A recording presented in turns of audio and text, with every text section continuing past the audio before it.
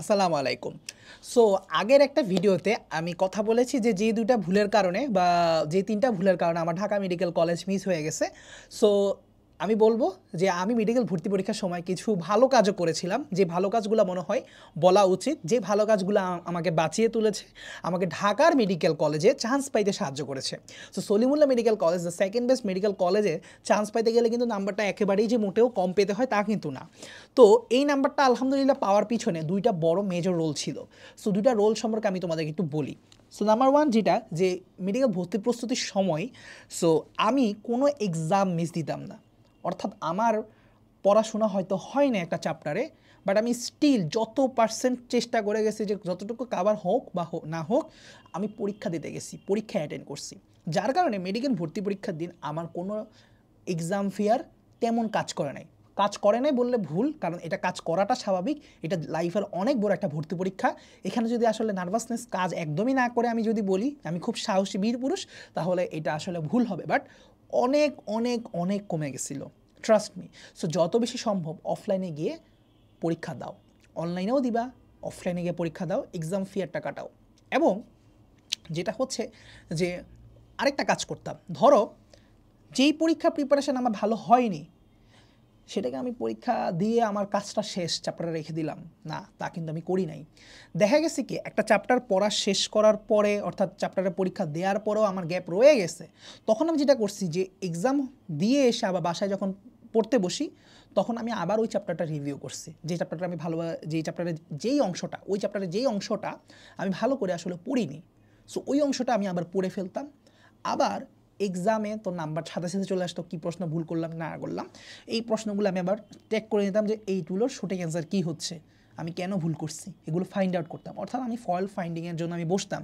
So exam থেকে আসার পরে বাসায় 1টা ঘন্টা আবারও এক্সামের টপিক নিয়ে বসাটা, it's a very mandatory thing, যেটা আমরা অনেকেই করি না। সো এই মেথডটার আমি একটা নাম দেই যে টার্মিনাল রিভিশন মেথডের মতো, যেটা আমি শেষে এসে আমি আরেকবার রিভিশন হয়, যখন এক্সাম দিয়ে এসেও আমি পোস্ট এক্সাম রিভিশন, যে এক্সাম দিয়ে এসেও আমি আবারও চ্যাপ্টারটা দেখা। সো এই কাজটা আমি করতাম, যার কারণে আমার কোনো চ্যাপ্টারের গ্যাপিং এরকম ছিল না মেডিকেল ভর্তি পরীক্ষার আগে যে ভাই ব্যাপক গ্যাপ, এই গ্যাপটা আমার হয়ই নাই। ঠিক আছে, সো এটা একটা ভালো কাজ করেছিলাম। দ্বিতীয় আরেকটা ভালো কাজ করেছিলাম, সেটা হচ্ছে যে এক্সাম স্ট্র্যাটেজি রিলেটেড। আমি যখনই উইকলি এক্সাম বা বড় এক্সামগুলো দিতাম, তো তখনই দেখা যেত কি আমি একটা মাইন্ড সেট আপ রাখছিলাম যে 100টা প্রশ্ন অ্যান্সার করার জন্য 60 মিনিটে পার প্রশ্ন কতটা টাইম লাগবে, ম্যাথ প্রশ্নগুলো আগে দাগাবো না পরে দাগাবো, তারপরে হচ্ছে কত দ্রুত অ্যান্সার করব, তারপর স্কিপিং মেথড, আমি একটা কোনো প্রশ্ন 5 সেকেন্ডের মধ্যে যদি মাথায় না আসে সেই প্রশ্ন স্কিপ করে আরেকটা প্রশ্ন উত্তর করা।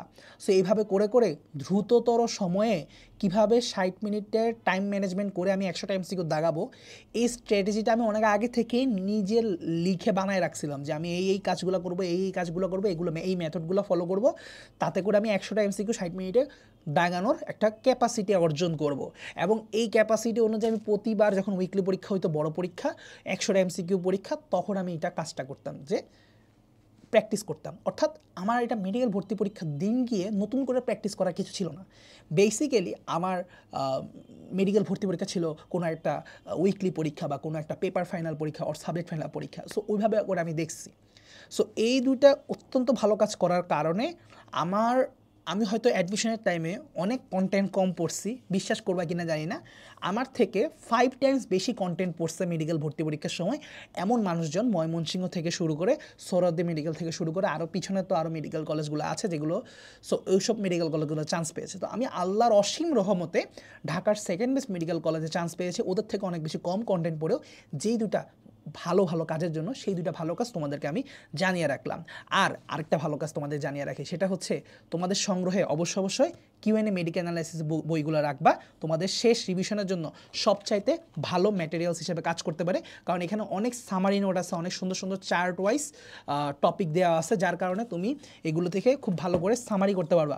ঠিক আছে, আর লাস্ট আরেকটা কথা বলে যাব, যদি বেশি বেশি পরীক্ষা দিতে হয়, আমি পরীক্ষার কথা তো বলেছি, সো পরীক্ষা দিতে হলে মডেল টেস্ট বইগুলো আমাদের পারচেস করতে পারো। সো এই মডেল টেস্ট বইয়ে সেট করা আছে, আজকে এত সেট পরীক্ষা দিলে, আজকে তমুক সেটের উপর পরীক্ষা দিলে, এইভাবে ফাইনাল মডেল টেস্টগুলো তোমরা দিতে পারো চাইলে শেষ সময়ে এই বইগুলো সংগ্রহ করে। সো আজকের জন্য এতটুকুই, দেখা হচ্ছে পরবর্তী ভিডিওতে।